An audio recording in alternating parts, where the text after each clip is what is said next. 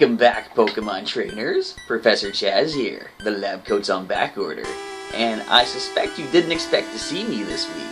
Well, the thing is, I'm coming to you from beyond the great big trip I'm on down to Halifax, Nova Scotia to attend HalCon. And I wasn't sure I was going to be able to have uploads for Thursday and Friday for the video game this week. However, as it just so happens, I'm actually trying something about uploading videos and making them go public when, the day they should be going public and live for you guys to see. So that's what we're trying this week. It's a bit of a test, a bit of an experiment. Hopefully it works out well. If it does, that means you're watching this right now. And this week is going to be another team building video for today. It's going to show off the last 3 Pokemon that I haven't brought yet into these battles. And I wanted to try to get this video up this week. I didn't want to miss a week because we're so close to completing this routine that I've been going through, bringing all of my Pokemon from past generations into the Wi-Fi battles. So hopefully this does work out well, and you're able to watch this battle, or this team building video. The battles will be tomorrow, and if all goes well, we're going to complete the saga of bringing my old Pokemon through these battles. That means we can finally move on to new stuff with like single battles for Pokemon X and Omega Ruby battles in Omega Ruby. So, all that being said, let's get into the team building video and see which spooky Pokemon I'm bringing. Although the spookiest thing is the fact that we have multiple type weaknesses across the entire team, just about. Let's check out who I'm bringing this time. So here we see the first of the newcomers for this week's team, Aerodactyl. But before I get into describing all the newcomers and the returning Pokemon, I want to mention that what I've been doing for the past several weeks for the Wi-Fi battles is I've been using the Pokemon from past generations pretty much as they were back then. Now I have super trained pretty much all of them as soon as they got up to Kalos in the 6th generation. But as far as movesets and such, I kind of kept them as they were because back then, they worked pretty decent against things like, the Battle Tower and such, but as I've gotten into these Wi-Fi battles, I've kind of come to learn that computer opponents are completely different than human opponents that you're going to face online. So for this week being our final week of the Wi-Fi battles, I want to do the best we possibly can, and a lot of the Pokemon that I'm using this week have been changed and basically kind of taught new attacks and new strategies than what they had previously. So, with all that being said, we're going to get into this here. We're going to take a look at Aerodactyl first and foremost. This is the Pokemon that was resurrected from the old Amber back in Kanto. He has the mild nature, which really isn't the best for an Aerodactyl. It boosts the special attack stat at the cost of defense. Now, that's not the worst thing because both of those stats are not, the best thing for an Aerodactyl. Of course, nature that boosted attack or speed might have been better. However, we did the best we could with the super training, as you'll see there. Maxed out on the attack and speed and put the rest into the HP. His ability is Pressure, which will increase the PP usage of the opponent. And I gave him Muscle Band. Now this is a change from what he had before. I had him holding Wide Lens originally, but it was so that was to increase the accuracy of several of his moves.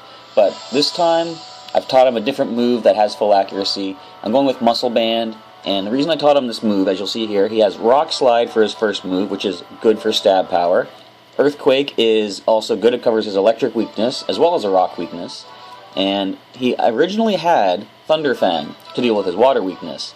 But looking at the team I'm bringing this week, I have a lot of electric coverage as it is. He kind of didn't need that. And I noticed I didn't really have anything to deal with fairy types this week.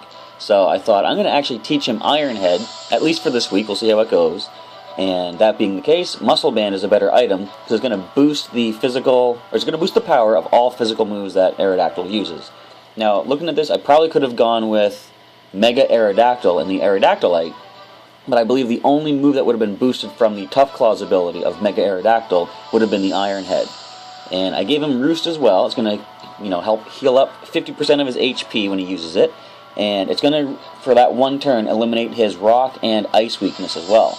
It will make him susceptible to ground, however, and his other type being rock means that an earthquake or other ground attack will be super effective against him.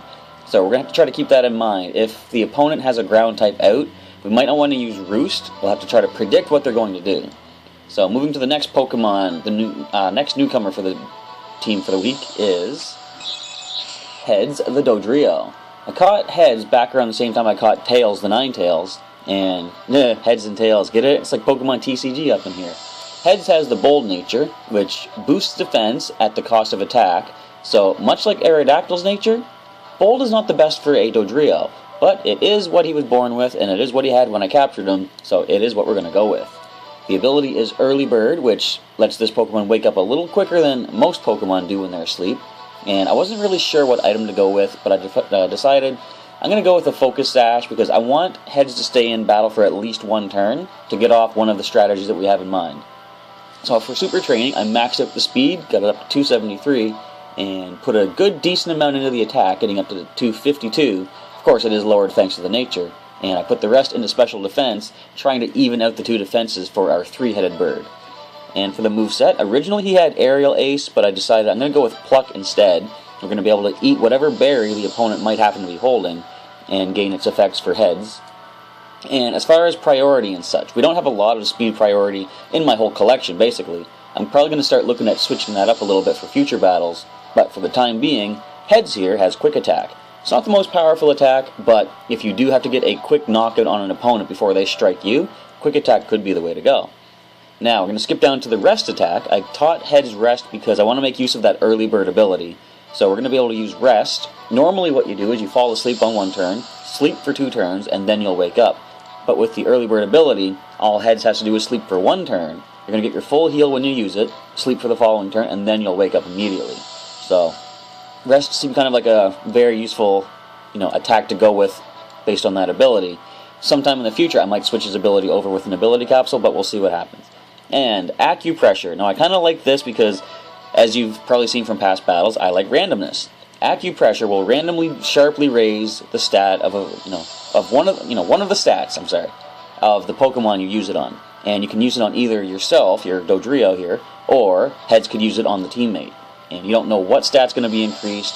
It's always going to be beneficial, of course, because anything's going to raise by 2 stages. It's almost like Moody in a way, but fortunately you don't have the drawback of another stat being lowered at the same time.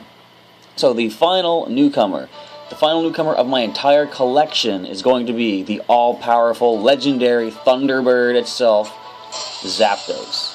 And Zapdos has seen a really big change from what he was originally back in my earlier games. He has the Jolly nature, which boosts speed at the cost of special attack. So again, not the best, but actually not that bad, because you're going to get some extra speed. You'll see with the max investment into speed, we have 323.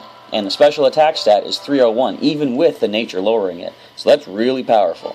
His ability is Pressure, much like Aerodactyl, so the opponent will use extra PP while attacking.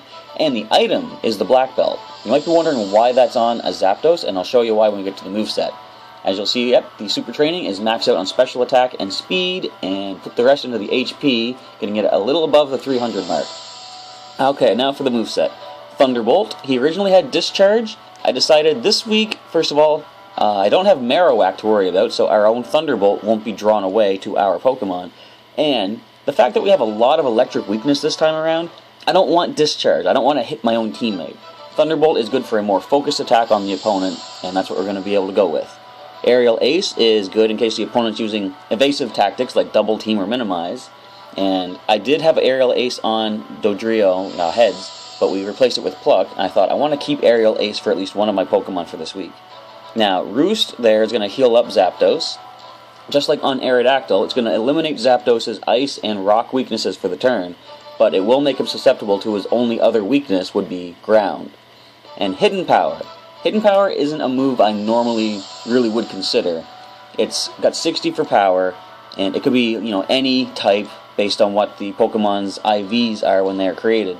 And I didn't really see much use. I like the gimmick of it could be any particular type. However, when I was looking at the hidden power of all my Pokemon, it just so happens Zapdos has a fighting type hidden power, and Zapdos' only weaknesses are rock and ice, and fighting is good against both of those. And the rock and ice weakness is shared across a lot of the Pokemon this week. I thought if we can get this hidden power to work, we can knock out. Maybe not knock out, but we can get some good damage off on those opposing types that are super effective against us. That is why Zapdos has the Black Belt. It's going to boost the power of Hidden Power by 20%, so going from 60 to 72. And with a special attack stat of 301, that's not going to be very bad at all. So those are the 3 newcomers. the returning defeated Pokemon, we're going to go with Sailor the Musharna. Pretty much the same as she was before. Relaxed nature boosts the defense at the cost of speed, and we don't need to worry about speed. At level 100, she's only got 57. We're not going to be able to do much with that anyway. And she has the Synchronize ability, which will pass off any status condition to the Pokemon that used it against her. And leftovers. Now, she had Quick Claw originally, but it didn't really serve that much of a purpose. It was just, we would get a hit in quicker, but I think leftovers is the best way to go, especially with the defenses at about 260 from Super Training. So she's going to be able to heal up. And the remainder of the Super Training, after we get the defenses up to 260, put it into the HP, 357. Now, her moveset is the same as before. Well, actually, no, there's one change. It's mostly the same. Yawn, Nightmare, and Moonlight are all moves that I kept from previously, because those are 3 moves that she can't get back if she forgets them, and I'm always hesitant to make a Pokemon forget a move that they cannot relearn. So I'm going to keep those at least for the time being. This time around, though, I decided to replace her Signal Beam with Dazzling Gleam. Both are super effective against the dark types that she's weak to, and Ghost doesn't resist Fairy from what I recall. And her only other weakness would be Bug, so Fairy and Bug attacks would be good against either or. So Dazzling Gleam is better in the sense that it's still super effective against one of her weaknesses, and it's not resisted by any of the other 2. It also hits both targets in a double battle, I believe, if I'm not mistaken, and it has a little bit more power. Now, Signal Beam had a chance to cause confusion, but I think the added 15 points of power of Dazzling Gleam, plus the fact that it hits both targets, is actually a better way to go. So hopefully she'll be able to get a victory, paired with the newcomers, as well as the 2 returning champions, first of which is Snoozer the Snorlax. So I decided to go with Snoozer because, as I said, we do have a considerable ice weakness on our side of the field here. We got Zapdos and Dodrio. I keep saying Dodrio. Zapdos and Heads and Aerodactyl are all weak to ice. Snoozer here, the quirky Snorlax, so quirky doesn't improve or decrease any stat. His ability is Thick Fat, and that's going to be resistant to ice type attacks. Chesto Berry is the item in question, which is going to go with one of his attacks, as you've probably guessed by now. And you see here, Snoozer has the max IVs for speed. That really doesn't matter at all because Snorlax are not known to be fast. They're not meant to be fast. We went for Super Training in the terms of putting it into the attack and defense stats, and the rest went to the HP. Look at that, 455 HP. It ain't no blissy, but it ain't bad. So the moveset, the same as it was before. Earth, I keep saying that. It's not the same. It's pretty much the same. Earthquake, Crunch, and Rest. Those are the same as it was before. Rest is going to work with that Chesto Berry, so you get a full heal and then wake up immediately after you eat the berry. This time around, I kind of didn't feel right replacing Body Slam on a Snorlax because it just seems to go hand in hand, but Body Slam isn't going to help the team this week. I decided, let's go with Power Up Punch, because we don't have a lot of fighting coverage. I should say, fighting type attacks on our team, other than Zapdos' hidden power. And a Power Up Punch, being a fighting type, is going to be super effective against a couple of things, and it's going to boost Snoozer's attack even higher, going above the 317. The final returning champion of this week. I wanted something that was resistant to electric, and I decided to go with Pikachu. He is back, folks. He has the Bashful nature, which doesn't boost or decrease any stats. The ability is static, of course, so if someone makes physical contact against him, they might get paralyzed. And when you take a Pikachu into a Wi-Fi battle, is there any other item it could possibly hold other than Light Ball? I don't know of one. Actually, there's several, but Light Ball will double the attack stats of a Pikachu holding it. So for the for the Super Training, we max out the speed at 256, and both offenses, the special attack and attack, are roughly around 155. And those will be doubled to a little over 300 each, thanks to the Light Ball. And his moveset has changed only slightly. He still has Body Slam, which is a move that he learned from a move tutor back in Fire Red, and he can't relearn that if he forgets it, so you're probably never going to see this Pikachu forget that. I just like the uniqueness of him having Body Slam. Grass Knot and Light Screen are the same as he had before, but much like Zapdos, he had Discharge, and I've replaced it with Thunderbolt because, again, I don't want my Pokemon electrifying my own side of the field, especially with all these electric weaknesses. So that is the team for this week. We're going to see how well they do in the Wi-Fi battles starting tomorrow. Please come on back to the channel and root on these guys, see if we can turn our final week of newcomers in the double battles on the battle spot into a victorious one for all Pokemon considered. Alright, I hope to see you back here tomorrow to check those battles out. And for that, I'm just going to get out of here. I've done the team review, and let's prepare for those battles. Alright, I'll catch you next time.